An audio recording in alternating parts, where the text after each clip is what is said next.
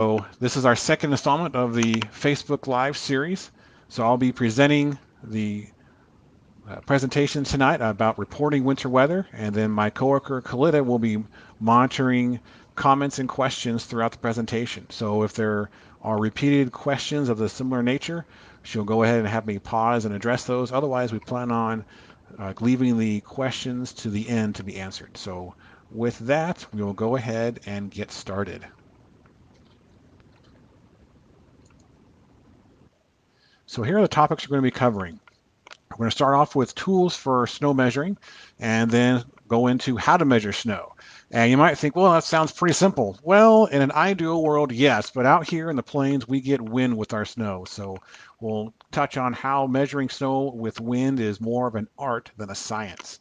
Then after that, we'll get into probably the most difficult topic of the presentation, and that is finding the liquid equivalent of the snow.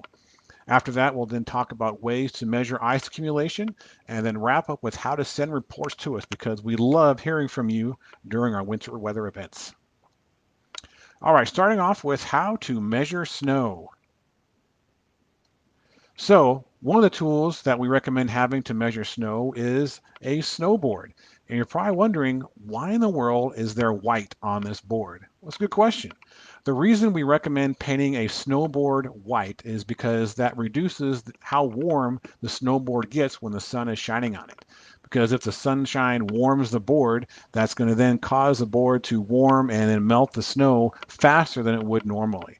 So we want that board to be white to keep it nice and cool so the snow won't melt before you have a chance to measure it. Something else to keep in mind of why you might want a snowboard is when it snows, especially if it's light and fluffy, is the snow is going to stay kind of on top of the grass. So you can see this gap here between the snow and the ground. So when you go to measure the snow, your measurement will likely be inflated because the snow is staying on the top part of the grass, and your measurement is taking into account that gap between the snow and the ground. So with a snowboard, you don't have that problem. You can just stick it all the way down till you hit the board and get an accurate snow measurement right at once. So another tool that would be helpful for measuring snow is a flag or a stake to mark your snowboard. Because as I'm sure you just noticed, with a white snowboard, that's going to blend in very well with the white snow. So if we happen to get more than an inch or so of snow, it's going to be very difficult to find your snowboard when it's covered in snow. So having a flag to mark it will make it very easy to find during a snow event if you want to go out and measure during or even after the event. And of course, if you're going to measure snow, you need some sort of way to measure it. So anything, any kind of tape measure that has marks on it to measure with will work just fine. Usually when we measure snow, we like to measure to the nearest tenth of an inch, but those kind of rulers aren't all that common. So one way to do that is looking at the bottom right example here. Looks like we have just over 2.5 inches. So if I were measuring this, I would say we have 2.6 inches of snow. And you notice the ruler there on the right, the wooden one, that's a little bit more difficult to see, but you can probably say it's about 2.6 or 2.7 inches there. So just something to kind of keep in mind when measuring the snow. Another tool that's going to be helpful, especially for measuring the liquid equivalent, which we'll get to in a little bit, is a rain gauge. Now, the typical rain gauge you're thinking of doesn't probably look like this. So a usual rain gauge isn't going to be very helpful when trying to measure liquid equivalent. It can be done, but it's going to be a lot more difficult to do. So if you want to measure liquid equivalent of the snow routinely, I would recommend purchasing something like this, which you can find online for about $30 or so. So we talked about how to measure snow. What about when to measure it? Well, that's a great question. So the ideal time to measure snow, aside from as it's falling, is right after it is ended because that minimizes the amount of time the snow has to settle and or melt once the snow has ended. But I know we all have lives to live. We have other things going on, other commitments, so we can't just drop everything once the snow stops and go out and measure. We understand that. But if you could measure it as soon as possible after the snow ends and send that in to us, we would greatly appreciate that. Snow reports are extremely helpful to us when we're trying to evaluate how much snow has fallen across the area. So going in again to how to measure the snow. So we have all our pieces together. So how do we actually go about doing this? Well, it is pretty easy as you would imagine, but the tricky part is finding what we call a representative area. So we're going to be saying that word quite a bit for this part of the presentation, representative. So we don't want to measure in drifts, of course, but we want to find somewhere in our on our property that is representative, as in the snow looks like it should have laid fairly nice as it fell, especially given the wind we have out here. So we're going to want to find more than one spot that is representative and take a measurement. And that means sliding the ruler all the way down into the snow until it stops and reaches our snowboard. So once we do that, we want to try and get down as close as possible to see what exactly the actual measurement is of the snow. So as you can see there on the left, if we were just to measure it from that position, we might not get as accurate of a reading as we would on the right, where we're getting down, if you can, on your knees a little bit there to see where exactly the top of the snow is. So in the right side there, that is the preferred way to see exactly what was measured. You can see it fairly well on the left, but you're probably going to gain ½ inch to 1 inch or so because you're not exactly there at eye level to see what the true measurement is. So once you have measured the snow, you want to next clear off the snowboard and then stick it back on top of the snow so it's ready for the next snow event. You don't want to set it back down in the hole, so to speak, of in the snow that it left, because if you do that, then it's going to be susceptible to that snow around it being blown onto it with the wind we frequently have out here. So the best thing to do is clear it off and then set it back on top of the snow in close proximity to where you had your marker. So where not to measure, I kind of touched on this earlier, but drifts are of course a bad place, but also trees. So if you have a lot of trees on your property, it might be kind of difficult to find that representative location because trees, especially their limbs, are going to be collecting quite a bit of that snow if it happens to fall fairly straight down, which isn't all that common out here. But even if there is a little bit of wind, measuring under a tree really isn't the best idea because the trees can block that snow when it's being blown as well and have bare spots or even drifts on some sides of the trees. So you want to have representative areas that aren't blocked by wind or building or by trees or buildings, and then measure in those places. The more representative places you can find to measure, the better your average will be. So drifts, of course, are bad places to measure because obviously a 3-foot drift is not going to be representative of how much snow actually fell. But letting us know how deep the drifts were around your property is helpful for us to have an idea of how strong the winds were during the event and likely what kind of impacts this is going to cause to those who are trying to get out after the storm has ended. So one place you don't want to measure is the gauge if you happen to have one like here in the picture. I've lived here for about 10 years and I can think of maybe one snow event where when I measured it in the can like this, it matched what I found in my representative areas around the property. So this is not recommended because we usually have wind out here with the snow. So the gauge is not going to be catching an accurate amount of snow in most snowstorms. Blowing snow is what we typically deal with out here, where we have 15, 20, maybe 30-mile-per-hour winds and gusts with the snow as it falls. So trying to measure in something like this is more of an art than a science. You're going to try to find what would be the most representative, not perfect, because perfect can be impossible with blowing snow, but the most representative locations for the snow, where it fell around your property. Remember to try and find as many of those as you can so you can take a good average of what fell. The more spots you have, the better your average will be for the actual snow that most likely fell. And of course, don't forget to avoid drifts or anywhere that might have blocked the snow. All right, now we're going to jump into probably the most tricky topic of the presentation this evening, and that is measuring the liquid equivalent and ice. So you might be thinking, what exactly is liquid equivalent?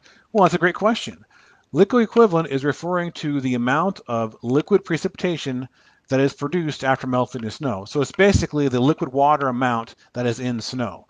The drier the snow, the less water there is in it. The wetter the snow, you notice wet snow is kind of heavy. That's because there is more water frozen inside that snow than in the drier snow. So we're basically trying to find how much water is in that snow. So to do that, if we have a rain gauge like what we have here, where we have an inner tube, a bigger one, and a smaller inner tube that has numbers on it down to the hundredth of an inch. So when I want to find the liquid equivalent of the snow, I usually don't measure what fell in the gauge because we have a lot of wind out here with our snow, and the gauge is likely not going to catch what actually fell. So once I have determined where my representative area is for the snow measurement, I then go out to that spot with the outer tube, turn it upside down and shove it into the snow.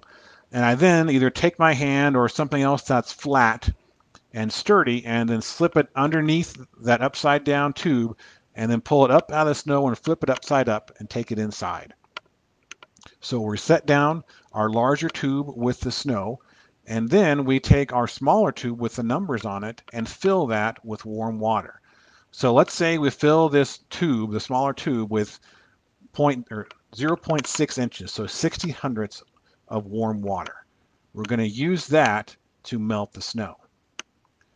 So our next step, we're going to pour that 0.6 inches into the larger tube to melt the snow.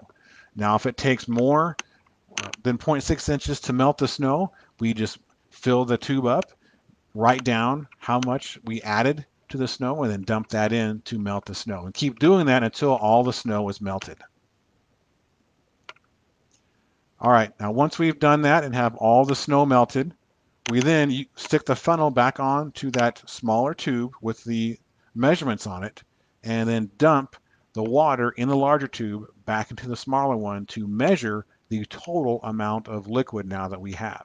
So this new liquid amount includes the warm water we added plus the melted snow. So skipping down to the last bullet point here, let's say we came out with 90 hundredths total of the melted snow and the warm water. We're then going to subtract the 60 hundredths of warm water that was originally added, and we come up with 0.3 or 30 hundredths of an inch of liquid equivalent.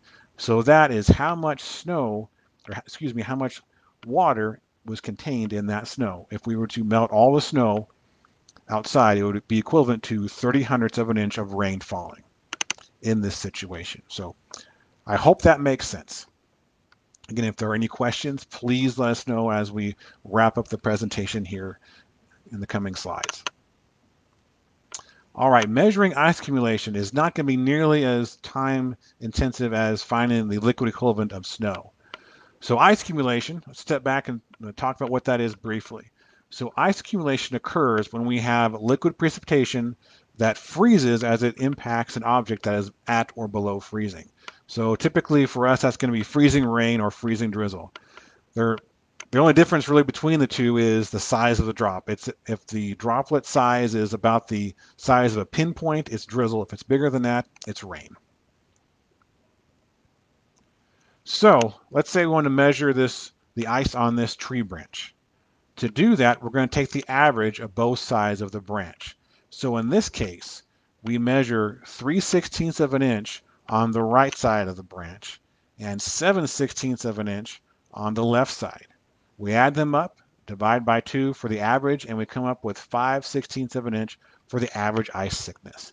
So that tells us how much ice fell in this location. It was about 5/16 of an inch. Measuring on flat surfaces is even easier. We just measure how thick the ice is. So in this example, the ice on top of this post is about 1/2 inch thick. So pretty straightforward.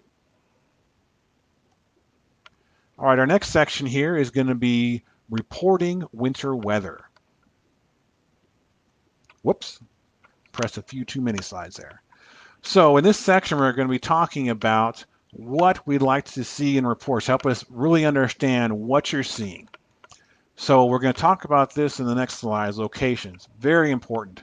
probably one of the most important parts of your report is location. Just like in real estate, location, location, location. Next, we're going to talk about the different types of weather you can report to us. And then why time is important, and follow up with why pictures are kind of like the icing on the cake for your weather report to us. So first off, location. Location, location, location. You hear that in all these real estate shows. And the same is true for weather reports. Location helps us really see how your report fits into the broader scale of what was going on. So your report can be easily identified with where your location is. And the way we would like you to tell us your location is you don't have to tell us out to 9 decimal places with your lat long. It's really just where are you in relation to maybe a particular intersection in the county or from the nearest town. So for example, one location would be I am 5 miles northwest of County Road L and 5 intersection in Rawlins County. Or another way to say it is I am 6 miles southeast of Colby. Will be another way to give us your location. So we don't need to know exactly where you are, but just in general where you are from a particular intersection or from a certain town in the county. So getting in a little bit to reporting snow and ice, please let us know as often as you feel warranted to let us know what is going on with the snow and the ice. Really, the more updates you can send us during a storm, the better. We have great technology here, a lot of neat stuff to help us slice and dice the atmosphere and see what's going on, at least in the model world. And what our radar might be showing is going on in the real world. But nothing beats the ground truth, reports from people like you telling us what's going on in real time.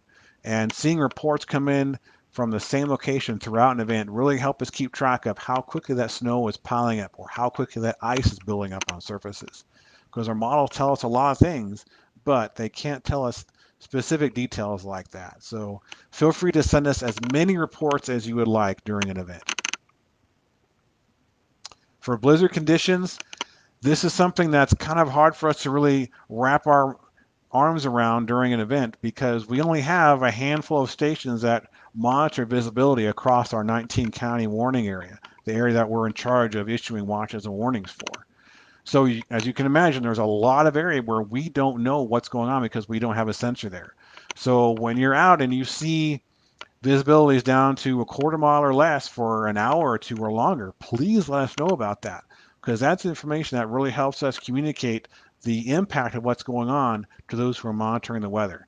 And if this happens to be outside of one of our spots where there's an automated visibility sensor, we won't know about it unless someone like you tells us. So please pass those reports on to us. Don't underestimate how important those are to us communicating threats to those around us.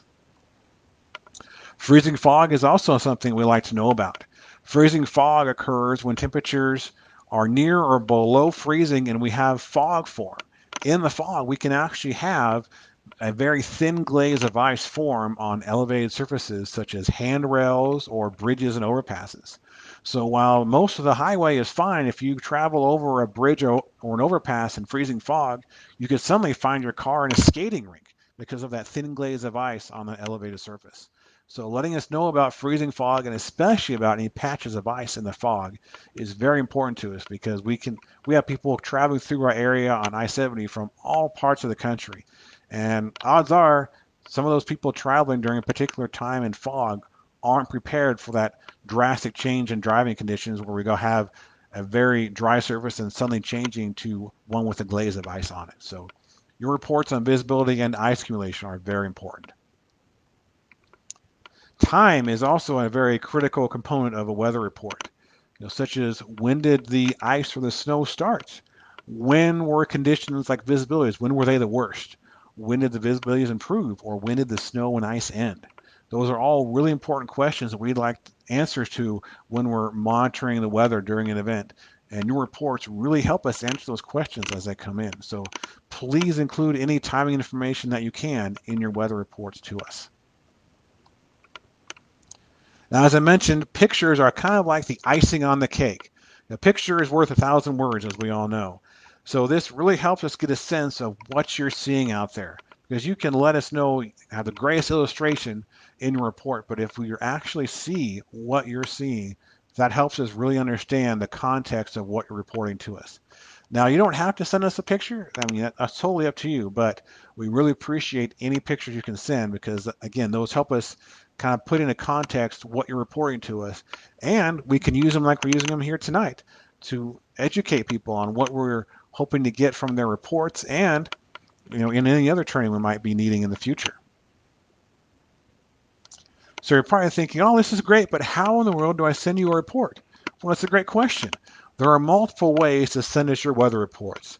You can call us at the number there, send us an email, submit it through our web page. You can also send it to us on Facebook or Twitter. The three I would recommend if you're wanting a quick response from us is by phone or Facebook and Twitter. Especially if you want to send us a picture, I would recommend Facebook and Twitter for that. Well, that is all I have for this part of the presentation in our Facebook Live series.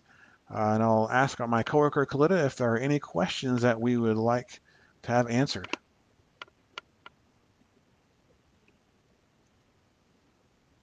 So I'll pause here for just a little bit if anyone has any questions they would like us to answer.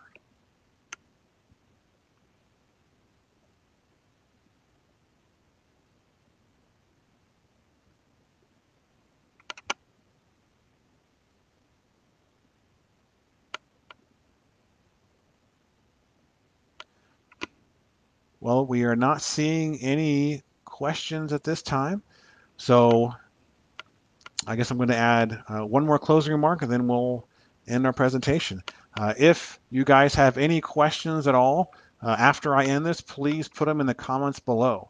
And we will be posting this video on our other social media pages, and I believe we might be putting it on our YouTube page as well. Yes, my coworker is shaking her head. We are. So you can find it on our YouTube channel as well. So with that, I'll pause for another few seconds to give you an opportunity to ask a question before we close.